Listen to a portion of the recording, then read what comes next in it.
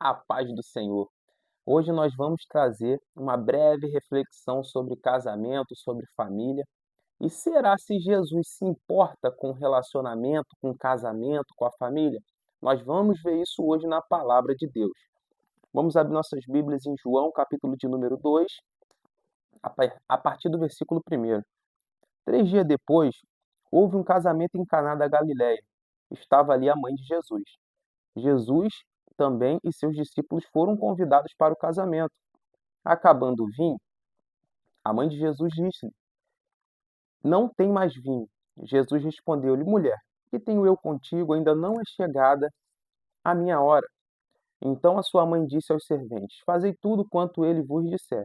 Havia ali 6 talhas de pedra, usadas para a purificação dos judeus, e em cada uma cabiam 2 ou 3 almudes. Jesus disse-lhes: Enchei de águas essas talhas, e encheram-nas até a borda. Então lhes disse: Agora tirai um pouco e levai ao mestre Sala. Eles assim o fizeram. Logo que o mestre de Sala provou da água transformada em vinho, chamou o noivo e disse-lhe: Todos servem primeiro o bom vinho, e quando todos os convidados já beberam bastante, servem o inferior. Mas tu guardaste até agora o vinho melhor. Assim, em Caná da Galiléia, Jesus iniciou seus sinais e manifestou a sua glória, e seus discípulos creram nele. E hoje nós vamos refletir um pouco sobre esse texto e vamos ver aqui a importância que Jesus dá ao casamento. Será se Jesus realmente se importa com o casamento, com a família? Será se Jesus realmente dá uma importância a essa instituição divina? Claro que dá, né, gente? Então, nós vemos aqui nessa palavra que Jesus, após ser batizado ali no Rio Jordão, ele inicia o seu ministério. E o seu primeiro milagre foi numa festa de casamento, foi numa boda em Caná da Galileia. E nós podemos já tirar uma primeira lição desse texto. Jesus se importa tanto com a família, Jesus se importa tanto com o casamento, que o primeiro milagre de Jesus Cristo, o milagre inicial do seu ministério, o primeiro grande milagre que ele executou foi numa festa de casamento, mostrando assim a importância dele com o casamento, com a família, com as pessoas que se dão em casamento, com as pessoas que ali iniciam essa jornada juntos. Jesus se importa com os casamentos, mas Jesus se importa tanto com os casamentos. E nós? Será se nós nos importamos com o casamento da maneira que nós deveríamos? Por que eu falo isso? Porque nós estudamos para muitas coisas. Nós estudamos para passar um concurso, nós estudamos para fazer uma faculdade, nós estudamos para ter uma profissão, nós estudamos para diversas coisas. Qualquer coisa hoje em dia, você tem que estudar. Nós fazemos o ensino fundamental, o ensino médio, para terminar os nossos estudos. Mas e para casar? O que que nós achamos que... Qual é o nosso pensamento? O que que a gente acha que vai ser o casamento? Será se a maioria das pessoas acham que não se deve estudar, procurar sobre o assunto? Será se a maioria das pessoas apenas deixa a vida levar ela? Apenas vai vivendo um dia de cada vez sem pensar, sem refletir sobre o casamento, sobre tal importância? Jesus nos deixa uma grande lição. Ele mostra que ele se importa com o casamento e que nós devemos nos importar. Por que que nós não procuramos estudar? Por que a maioria das pessoas não fazem um curso de noivo? Por que que a maioria das pessoas não procura na Bíblia princípios que vão pautar e vão reger o seu casamento para ter um casamento abençoado? Nós temos um grande problema na nossa geração, nós temos um grande problema nas pessoas, porque as pessoas não procuram conhecer mais sobre o tema casamento, as pessoas não procuram buscar mais conhecimento sobre esse tema. Há quem diga que só vai saber o que é casamento quando viver na prática, mas eu digo que nós podemos buscar sobre o assunto, podemos, antes de casar, buscar princípios bíblicos que vão reger nossas atitudes durante o casamento. Porque quando o conflito vier, porque quando a dificuldade vier, nós já conhecemos princípios que vão nos alicerçar em Jesus Cristo para que nós possamos vencer as dificuldades que virão sim sobre o casamento, porque são duas pessoas diferentes que estão se unindo. É como se fosse um choque de dois mundos, sabe? E cada um chega com a sua bagagem no relacionamento. Quantas dificuldades não vão existir? Uma criação diferente de um, outra criação diferente de outro. Será se nós vamos conseguir suportar e comportar todo esse ramo de informações que estão se unindo ali no casamento entre duas pessoas? Será se não devemos buscar conhecimento? Por que eu digo que nós devemos buscar conhecimento, princípios que vão reger o nosso casamento? Porque eu não consigo entender uma pessoa que se casa com a outra para ser casados para sempre. Todos se casam com o intuito de ser casado para sempre. Ninguém se casa com o intuito de se separar. E ela não se importa ao ponto de cuidar daquele casamento como se aquele casamento fosse durar para sempre, apenas ela viver na vida de à la Bangu, de qualquer maneira. Não. Nós temos que procurar princípios que vão reger nosso casamento. Nós temos que procurar princípios que vão fazer a gente ter conhecimento para manutenção do nosso casamento. Segundo princípio básico, nós percebemos que Jesus foi convidado para esse casamento. Olha que coisa maravilhosa, gente. Eles convidaram Jesus para o casamento. Jesus deve ser o convidado principal do nosso casamento. Jesus deve ser o centro do nosso casamento. Todas as pessoas que se casam devem colocar Jesus como convidado principal, porque sem ele nós não somos nada. Sem ele nós não conseguimos, sem ele não conseguimos prosseguir. Olha a importância de ter Jesus no casamento, porque nós sabemos que as dificuldades vieram. E ali eles não estavam já casados há anos, não, eles estavam na boda de Caná, na boda do casamento dele, na festa de casamento, que duravam ali aproximadamente 7 dias, essa festa. E antes dessa festa acabar, já aparece um grande problema. Um grande problema.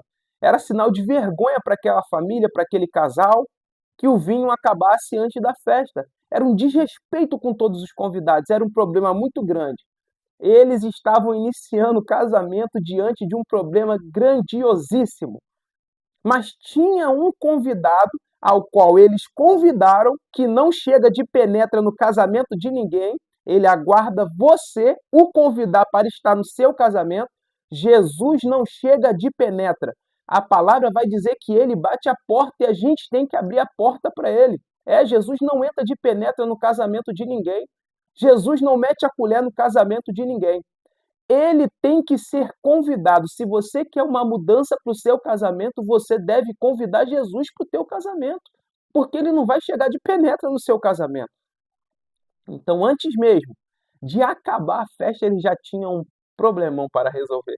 Ele já tinha uma grande dificuldade para resolver, mas eles tinham alguém naquele casamento, eles tinham um convidado naquele casamento, que eles decidiram convidá-lo, que poderia mudar o quadro daquela situação. O vinho acaba, mas tinha um convidado que podia mudar a história. Tinha um convidado que era dono de todo o poder, tinha um convidado que tinha autoridade, tinha um convidado que podia mudar a história daquela família, daquela festa de casamento. Tinha um convidado que iria trazer um novo vinho para aquela família, para aquele casamento.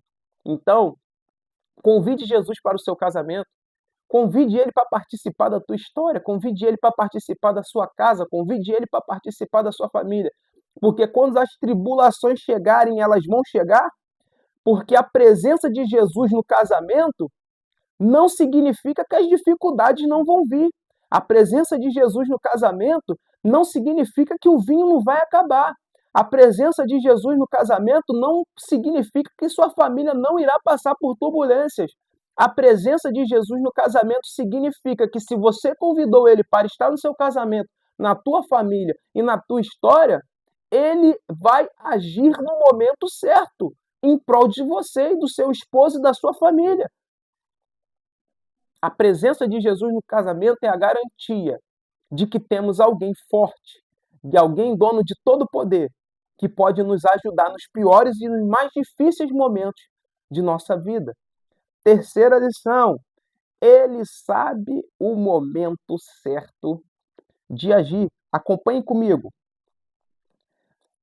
A mãe de Jesus fala para ele assim: não tem mais vinho. Ele responde: mulher, o que tenho eu contigo ainda não é chegado a minha hora. Não adianta tentarmos apressar Jesus. Nós não conseguimos entender qual é o tempo que Deus vai agir na nossa história. Qual é o tempo que Deus vai agir na nossa vida. Então, muitas das vezes, nós queremos antecipar processos. Nós queremos ali antecipar fatos, antecipar momentos ao qual nós não sabemos qual é a hora certa que Deus vai agir. Mas eu não acho que é tão importante saber a hora que Jesus vai agir. Eu não acho tão importante saber qual é o momento que Jesus vai agir. Eu não acho tão importante a gente se preocupar com o momento que ele vai agir. Qual é? Quando vai ser? Jesus, eu preciso. Nós devemos clamar, mas às vezes a gente quer botar Deus, quer botar Jesus contra a parede. Não é o mais importante, não é saber em que momento ele vai agir. O mais importante é você saber que ele vai agir. Se ele está no teu casamento, ele vai agir. E Maria nos dá uma grande lição. Jesus fala com ela: mulher, não é chegada a minha hora ainda. Não é agora que eu vou fazer. E ela pega essa palavra, ela entende essa palavra e fala para aqueles servos, sabe o quê? Faça tudo quanto ele vos disser. Oh, que maravilha! Ela pega aquela palavra: o tempo não é meu, o domínio do tempo não é meu, o domínio da hora que ele vai agir não é minha, ele vai agir no momento que ele quer, ele vai agir no momento que ele sabe que é o perfeito e agradável para ele fazer. Então nós vamos aguardar, porque eu tenho certeza que ele vai agir.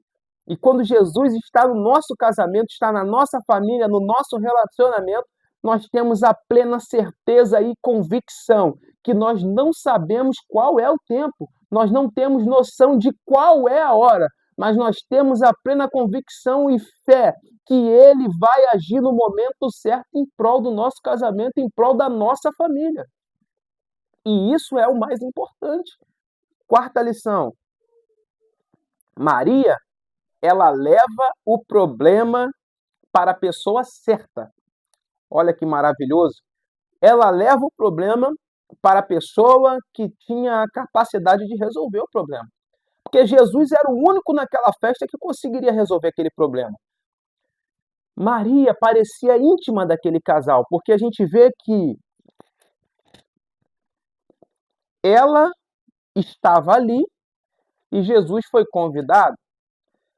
Então ela tinha uma intimidade com aquele casal. Ela tinha um conhecimento de vida com aquele casal. A história não vai dizer, mas tudo se dá a entender que ela conhecia aquele casal. Ela tinha intimidade com aquele casal.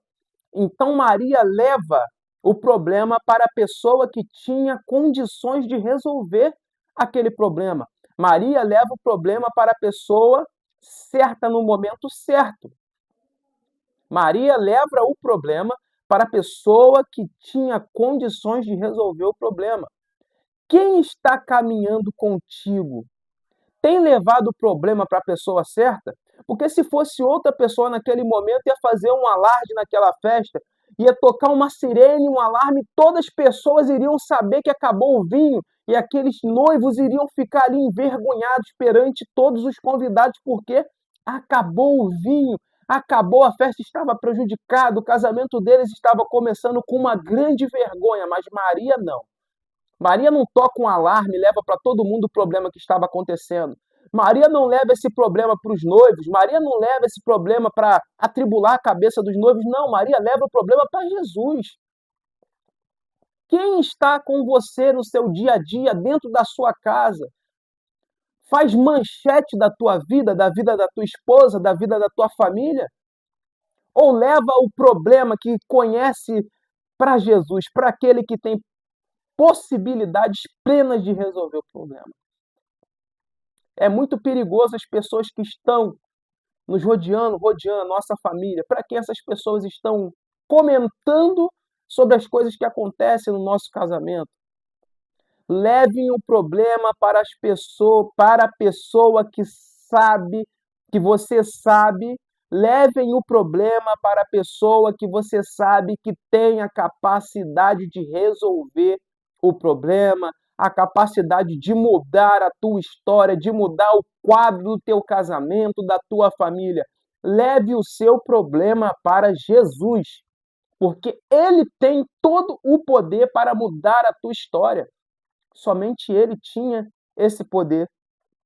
Quinta reflexão: obedeceram à ordem de Jesus e provaram do milagre. Olha só o que a Bíblia diz. Quando Maria fala para eles fazerem tudo, Jesus diz para eles: enchem até a borda essas talhas, e encheram-ne até a borda. Agora tirai um pouco e levai ao mestre-sala. E ali o vinho se transformou, a água se transformou em vinho, né? Eles cumpriram as ordens de Jesus. Eles cumpriram os mandamentos que Jesus falou. Eles cumpriram tudo o que Jesus mandou eles fazer naquele momento de dificuldade. Naquele momento onde um casal poderia ser envergonhado no início do teu casamento, no início da tua história, no início da sua trajetória. Maria fala para eles obedecerem a Jesus porque ele iria resolver o problema, e ele, com o seu método, com a sua técnica, com a sua maestria, transforma a água em vinho de uma forma que ninguém entendeu nada naquele momento. Poderia alguém questionar: para que eu vou botar água nessas talhas? Para que eu vou fazer isso que esse homem está falando? Porque Jesus não tinha operado nenhum milagre até ali. Jesus nunca tinha transformado água em vinho até ali. Era o filho de Maria, um carpinteiro de Nazaré.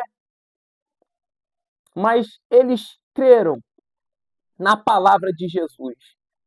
Eles acreditaram que Jesus tinha todo o poder para mudar a trajetória e a história daquele casamento, daquela festa que estava a perecer, daqueles noivos que estavam a sair dali envergonhados. Acreditaram, cumpriram: enche a talha, eu vou encher. Faça isso, eu vou fazer. E quem obedece às ordens de Jesus, quem obedece os mandamentos de Jesus, consegue ver e provar do milagre na sua vida. Eu tenho a plena convicção que os impactados por aquele grande milagre de transformar água em vinho não foram só os noivos, não. Eu tenho certeza que todos aqueles que souberam que estava ali naquele momento, que pegaram as talhas, que pegaram a água para encher, todos aqueles foram impactados com esse milagre de Jesus. Só prova do milagre de Jesus quem tem o discernimento que obedecer os seus mandamentos é necessário. Só vê água se transformar em vinho aquele que obedece.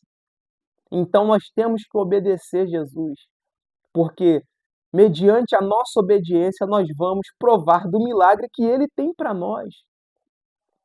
Sexta e última reflexão. Vamos ler aqui na Bíblia. Todos servem um primeiro vinho bom, e quando todos os convidados já beberam bastante, servem o vinho inferior. Mas tu guardaste até agora o melhor vinho. Quando todos acharam que era o fim, quando acharam que estava tudo terminado, quando acharam que não tinha mais solução para aquele problema, quando acharam que viria agora o vinho ruim, Quando acharam que não tinha mais solução, Jesus resolveu o problema.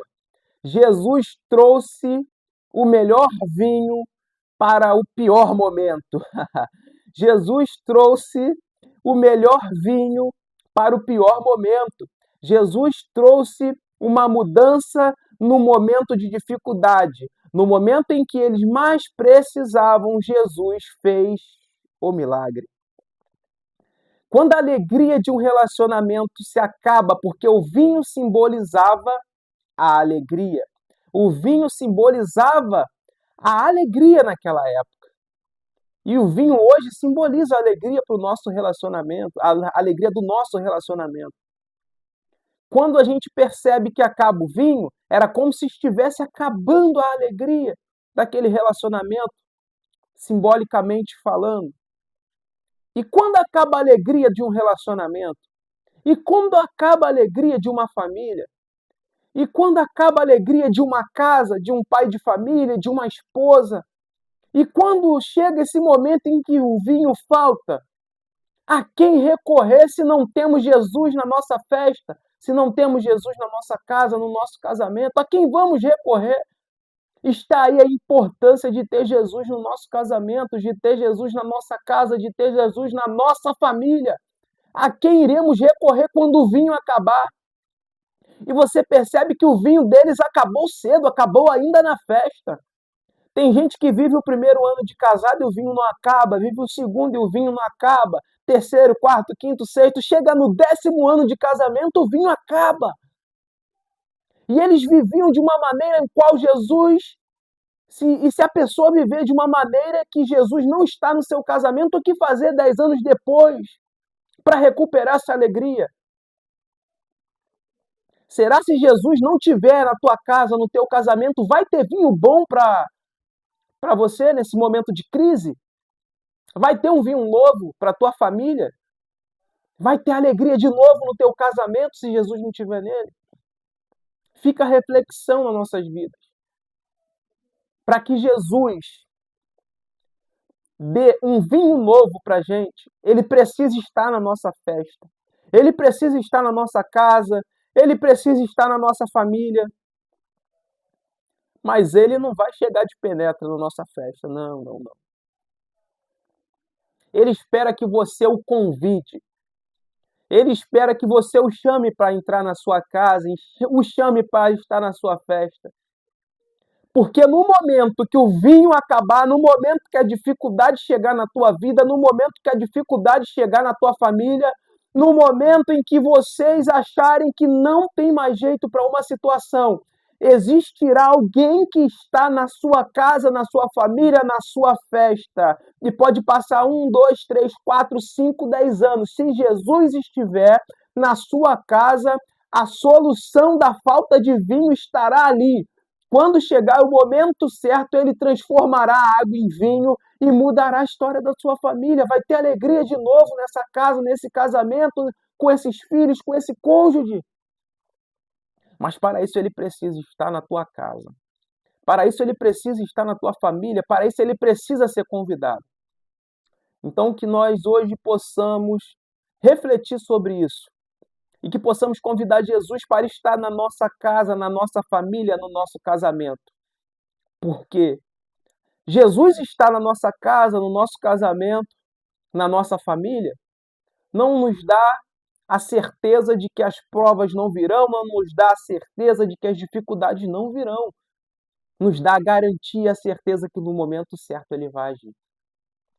E eu quero orar por você, quero orar pela sua casa, quero orar pela sua família, quero orar pelo seu casamento, quero orar pelos seus filhos, eu quero orar. E que essa palavra frutifique e floresça nos nossos corações nesse dia. Pai, te agradecemos e pedimos, Pai, nesse momento, perdão pelas nossas falhas, perdão pelas nossas iniquidades, perdão por tudo aquilo que cometemos que não lhe agradou. Te pedimos, Pai, perdão por todas as nossas falhas, nossos erros, nossos pecados, até aquele ao qual não percebemos. Te agradecemos pela vida, pela saúde, por todos os benefícios e tudo aquilo que o Senhor nos traz. até pelas dificuldades que nos mostrarão a tua glória em nossa vida, nós te agradecemos. Te pedimos, Pai, por cada pessoa que escutou essa palavra, que vai escutar essa palavra. Te pedimos, Pai, por cada família que vai ser alcançada por essa palavra, por cada família que vai escutar essa ministração. Pai, que essa família possa, em nome de Jesus, convidar Jesus para estar na casa, Jesus para estar no casamento, para saber que as provas virão, que as dificuldades virão. Mas quando Jesus está nesse casamento, nós temos a certeza de um vinho novo na nossa casa. Pai, te pedimos que o sentimento reine no coração dessas pessoas, Pai, o sentimento de convidar Jesus para a nossa vida, para o nosso casamento, para cada família que aqui está sendo representada. Te pedimos, Pai, que no momento certo o Senhor traga o vinho novo para nossa casa, para nossa família. Cuide de cada um. Pai, que essas pessoas venham ter uma família abençoada, um casamento abençoado debaixo das tuas potentes mãos. Que a tua graça nos alcance a cada dia, Pai. E que o Senhor a cada dia venha mudar a nossa história de vida, mudar o nosso pensamento, a nossa mente, para que nos aproximamos mais de Ti. Te agradecemos, Pai, em nome de Jesus. Amém. Que essa palavra frutifique no seu coração e a sua família seja mudada pela presença de Jesus.